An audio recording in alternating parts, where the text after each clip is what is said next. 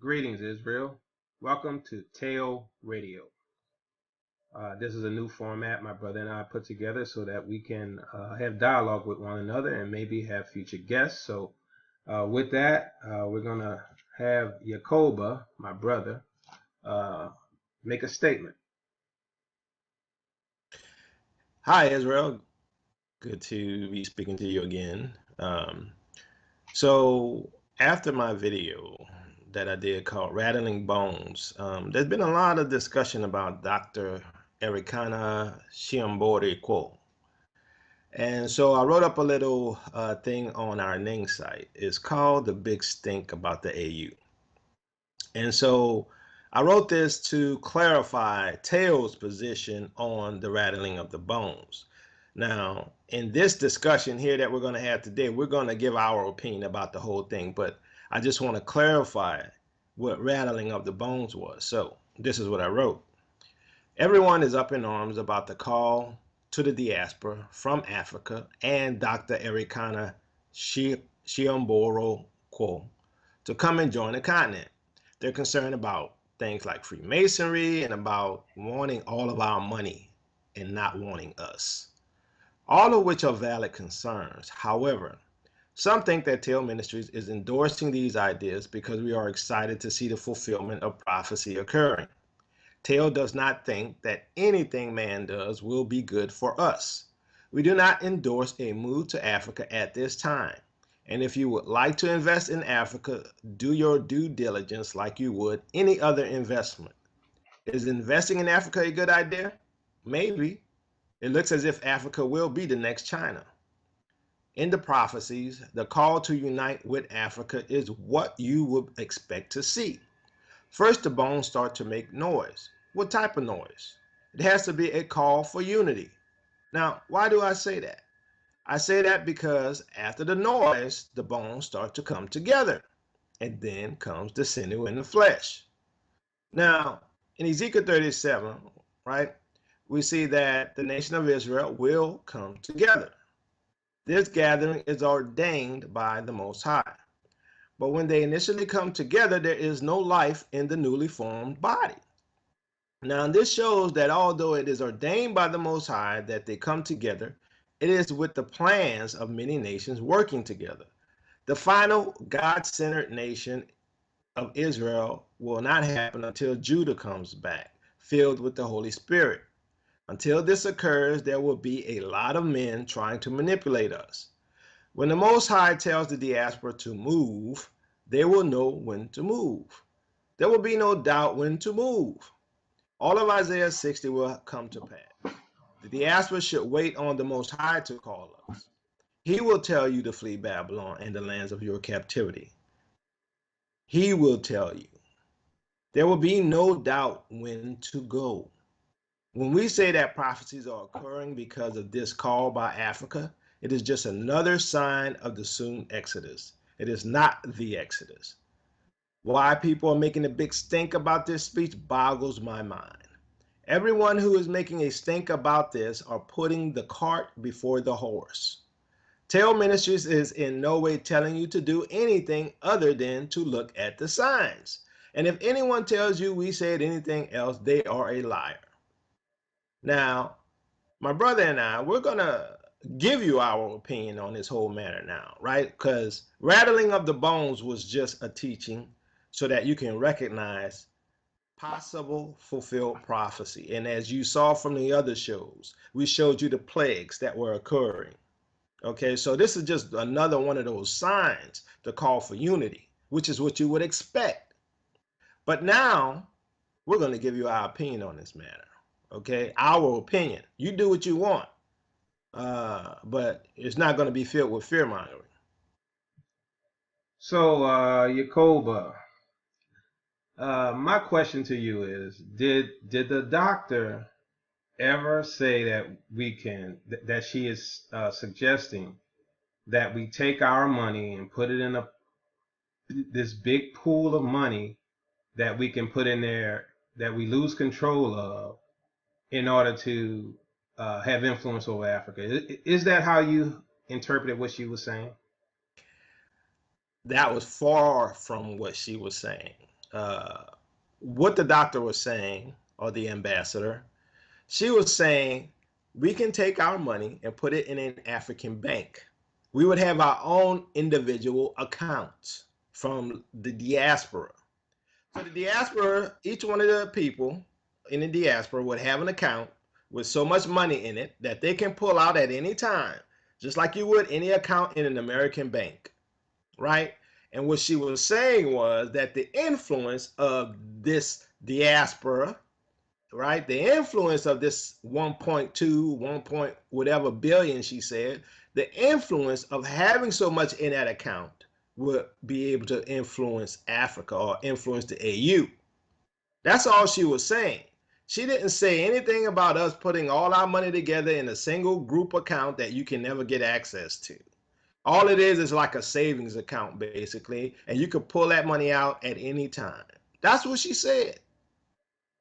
So it's no different than when Oprah puts her money in a bank, and because she has so much money in the bank, she has achieved the ability to influence the people in charge. Correct?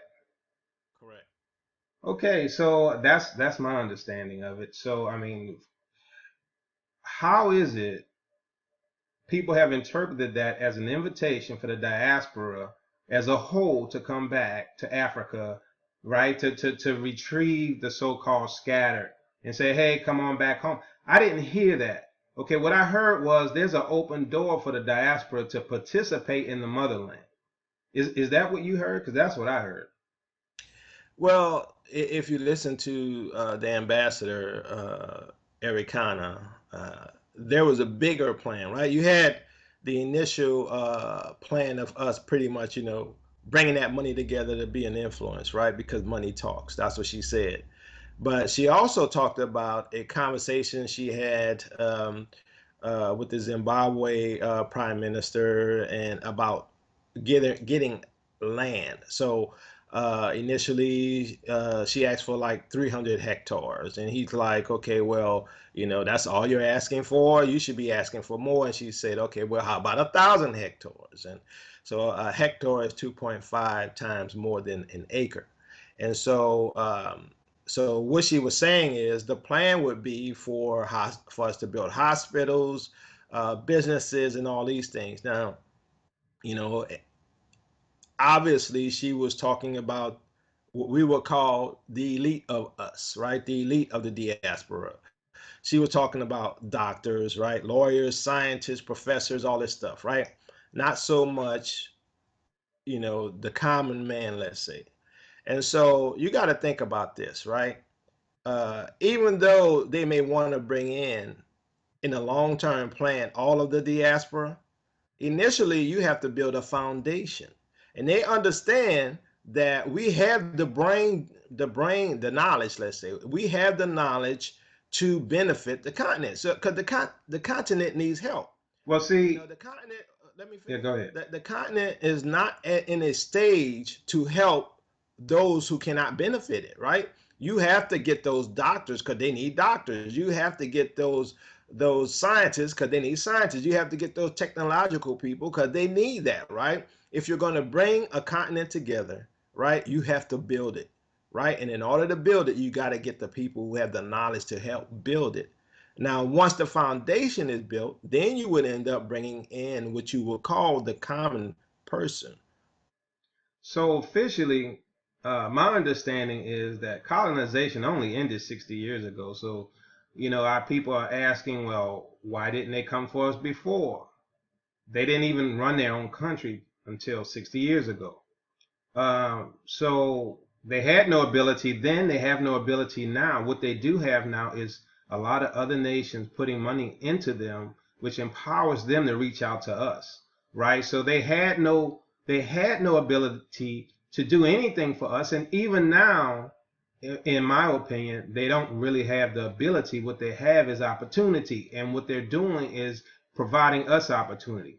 So let's say, just like Phil on that Vice show, he said, he went to Ethiopia and all he saw on the plains were Indians and Chinese and white folks and all of them going to Africa to make money and get rich. Okay, and so what we have here is our people reaching out, giving us an olive branch, saying, hey, we have not forgotten you guys. We want to open up an opportunity for you to get in and participate. They didn't ask for our money. They want us to invest in the nation that we are from, if you want to, right? So it's a business opportunity that they make us available, allow us to have access to. So, say example, I'm gonna tell a little quick story. Okay, I'm in IT, right?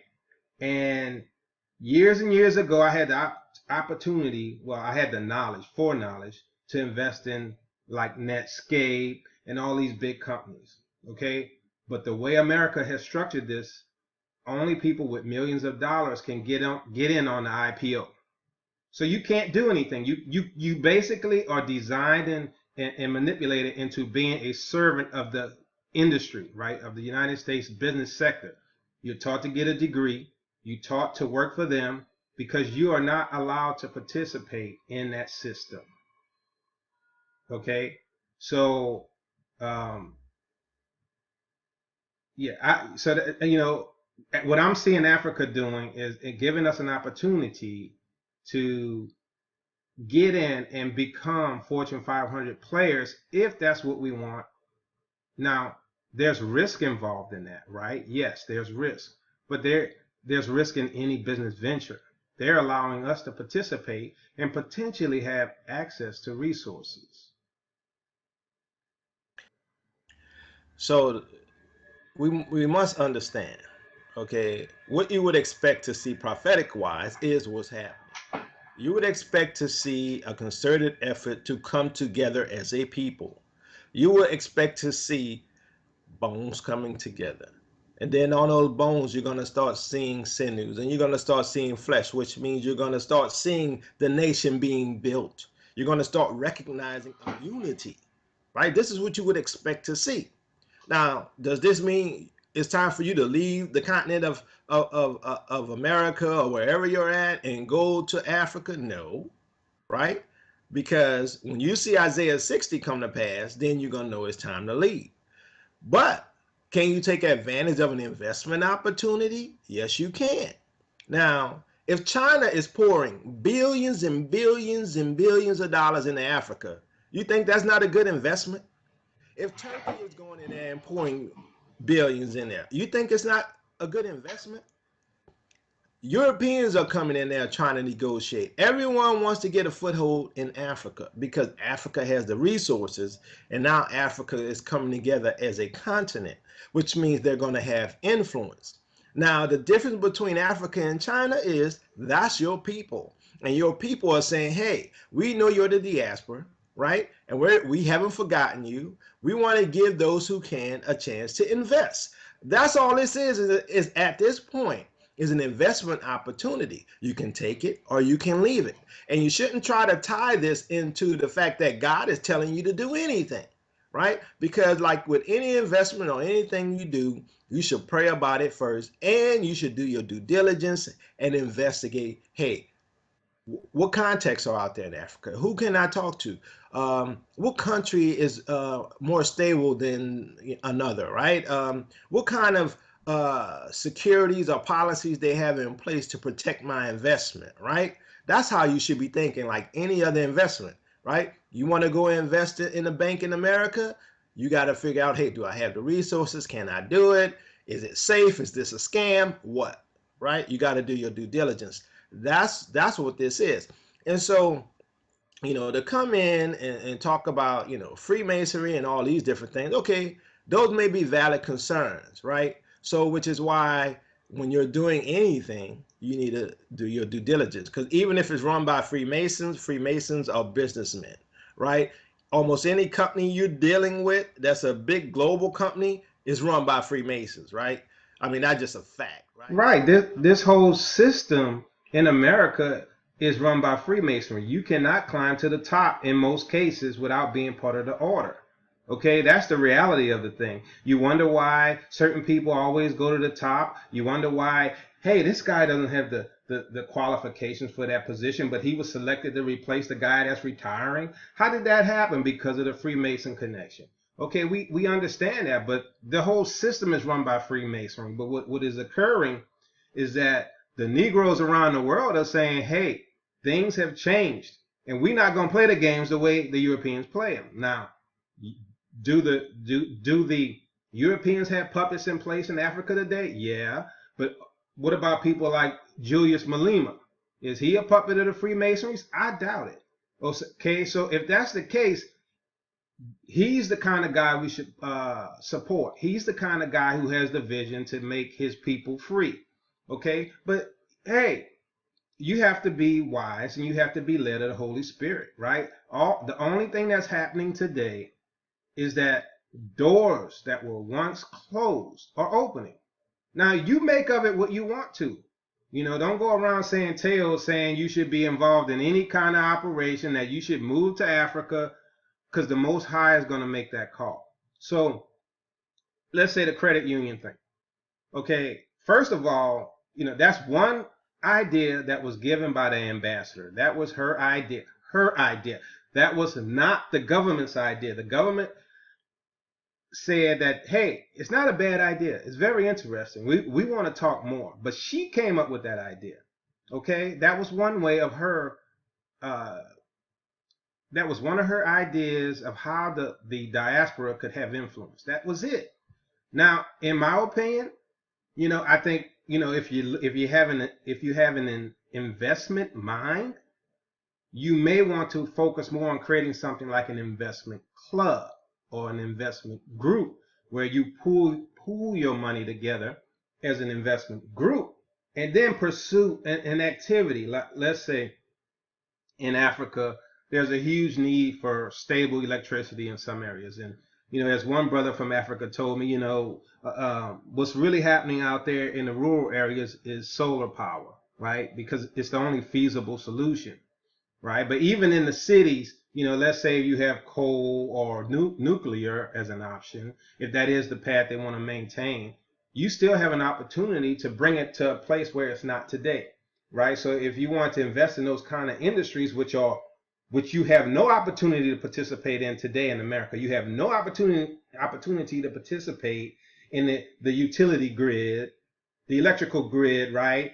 The fuel processing business, right? Chemical processing businesses that are in America, you have no opportunity in there. But as Akon stated, you can become a Fortune 500 in 5 years over there if you play your cards right. And this is why the Chinese, the Indians, and everyone else is going over there except you. Okay, so that's what is happening today. Is right now a door has opened for you. An invitation has been presented to you to play in the game. That's it. This has nothing to do directly with you going back to Africa as part of God's returning you to the wilderness. Now, we believe that this is the rattling of the bones. This is part of a bigger plan by Father Yah. Okay, and it will happen over time, right? And we'll see the manifestation, however it rolls out. Okay, but when the ambassador was saying that she wants the doctors and the engineers, that is the people who have the skill sets to take the nation to the next level.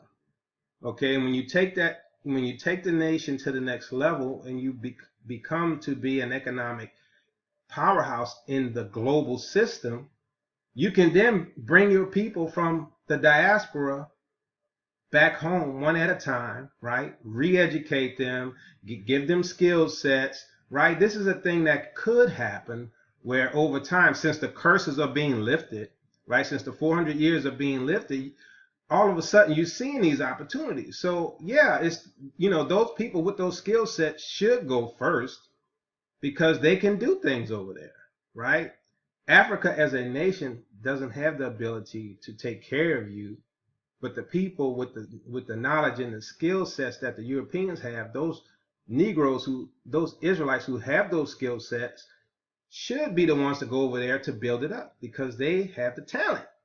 And once that system is stable, you can start bringing people over and say, hey, free education, we're going to give you a new skill set, maybe build your home, But they also have to provide those same things to their own people, right? So it has to be something that a complex uh, conversation that has to be had between the African nation and the diaspora, right? This is something that's not going to happen overnight. I don't know why people jump in on this like Africa said, I'm gonna send boats and bring you home. They never said that.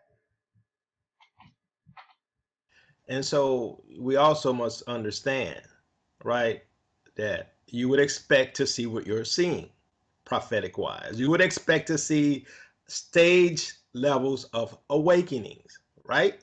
And you got the bones coming together, you got the sinews, right? And so when you start seeing the sinews and you start seeing the flesh, that means you're going to start seeing a stable economic nation of people.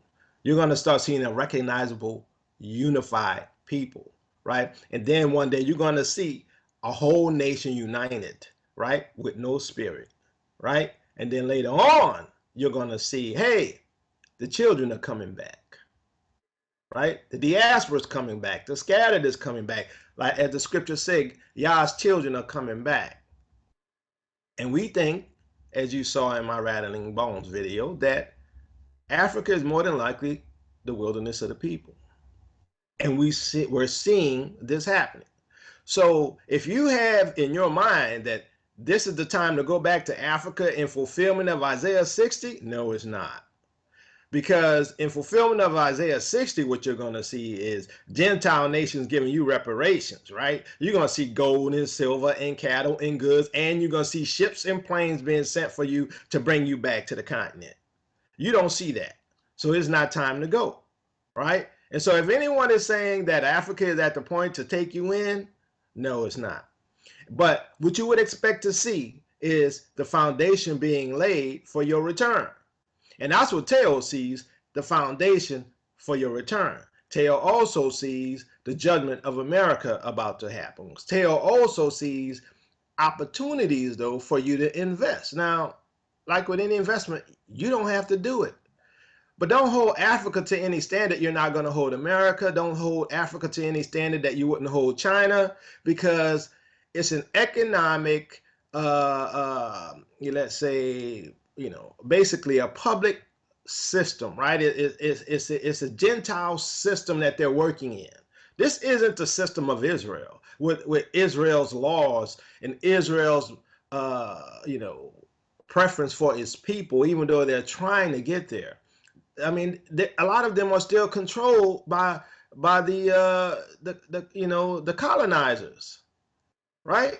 So they're still not fully free, just like we're not fully free, but they're moving towards that. They're moving towards an AU. Once that AU happens, they have more of an influence, and they can tell some of them Europeans step back, because we're speaking as one now. And those powers to be know the dangers of this, and they know the danger of China helping them build, right? Because for the longest they kept us weak, right? They marginalized Africa financially, which is why it was always a poor continent. But now, guess what? Africa, like, forget the Europeans, we coming in now. Granted, China saying forget the Europeans, we're coming in. That's what China's saying. But guess what? China has its colonizer aspirations, of course. China has its aspirations for having influence on the continent, of course. They wouldn't be investing unless it would benefit them. But, don't think that the African leadership is that dumb that they're going to give everything away, right? And don't think that the Most High is going to allow it to work out that way. China is building up Africa for us. That's the way I see it. Okay? Right. And in the past, you had one opportunity. Your opportunity was to play ball in Babylon. That's it. That's it. That's all you had. Play ball in Babylon, invest in Babylon, help Babylon grow. And today, your own people inviting you to play ball back home.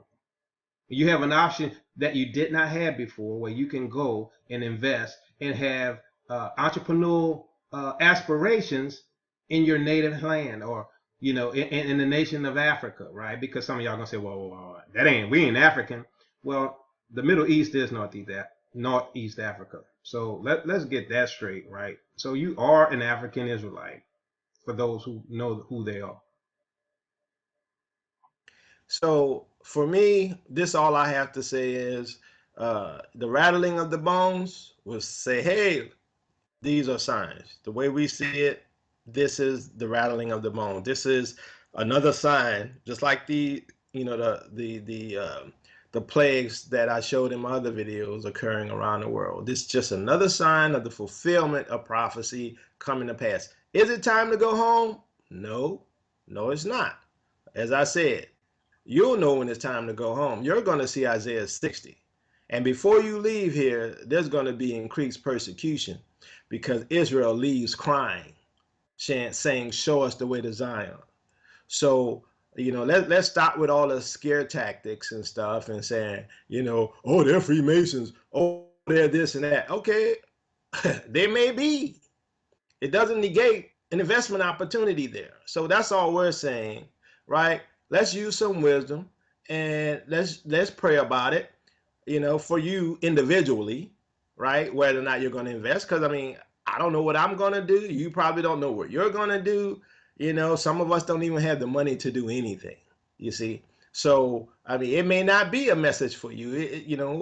Dr. Eric Kana may not be talking to you, right? Because you can't do anything. You're just trying to keep your lights on. So maybe it's not for you. So Yacoba, let me ask you this right quick. When you did your video on rattling of the bones, did you ever intend to indicate that we should go to Africa? Never said it. Didn't intend to say that. All I'm saying is it's another sign. Look at the signs. If you know the scriptures, if you know the prophecies, it's another one of those signs that portend our exodus. Is it time for our exodus? No. Okay, so that's all I have. What about you? That's all I have. We love y'all, but let's not get caught up in the drama. Let's look at it for what it is and let's discuss it. Dr. Eric Kana, all she's doing is basically giving the olive branch, right? She's reaching out. I respect that. She's reaching out. Now whether or not you shake her hand is up to you. That's just where it is. Okay. Okay, so peace and blessings, Israel. Your captivity is ending. And don't forget to support us at Patreon if you like what we do at www.patreon.com/TEOTW.